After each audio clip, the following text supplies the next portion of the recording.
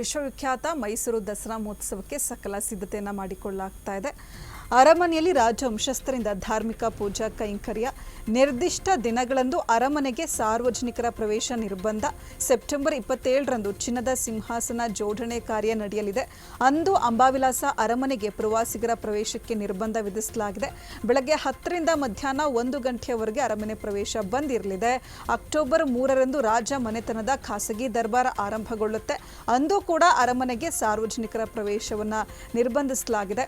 ಅಂದು ಬೆಳಗ್ಗೆ 10ರಿಂದ ಮಧ್ಯಾಹ್ನ 2 ಗಂಟೆವರೆಗೆ ಪ್ರವೇಶ ನಿರ್ಬಂಧ ಇರುತ್ತೆ. ಅಕ್ಟೋಬರ್ 11ರಂದು ಆಯುಧ ಪೂಜೆ ಆಚರಣೆ ಹಿನ್ನೆಲೆಯಲ್ಲಿ ಬೆಳಗ್ಗೆ 10ರಿಂದ ಮಧ್ಯಾಹ್ನ 2 ಗಂಟೆವರೆಗೆ ಅರಮನೆ ಪ್ರವೇಶ ನಿಷೇಧ ಮಾಡಲಾಗಿದೆ.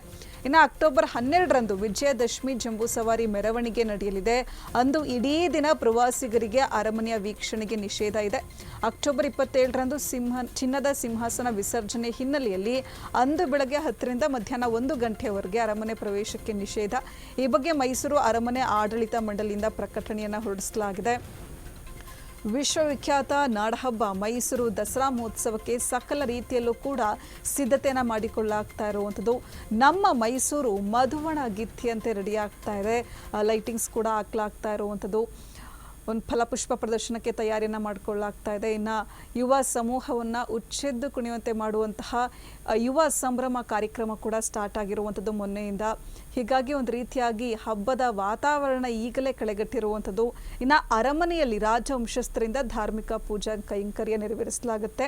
ನಿರ್ದಿಷ್ಟ ದಿನಗಳಂದು ಅರಮನೆಗೆ ಸಾರ್ವಜನಿಕರ ಪ್ರವೇಶವನ್ನು ನಿರ್ಬಂಧಿಸಲಾಗಿದೆ. ಸೆಪ್ಟೆಂಬರ್ 27ನೇ ತಾರೀಕು ಚಿನ್ನದ ಸಿಂಹಾಸನ ಜೋಡಣಾ ಕಾರ್ಯ ನಡೆಯಲಿದೆ. ಅವತ್ತು ಅಂಬಾವಿಲಾಸ ಅರಮನೆಗೆ ಪ್ರವಾಸಿಗರ ಪ್ರವೇಶಕ್ಕೆ ನಿರ್ಬಂಧ ಇದೆ. ಬೆಳಗ್ಗೆ 10ರಿಂದ ಮಧ್ಯಾಹ್ನ 1 ಗಂಟೆಯವರೆಗೆ ಅರಮನೆ ಪ್ರವೇಶ ಬಂದಿರುತ್ತೆ.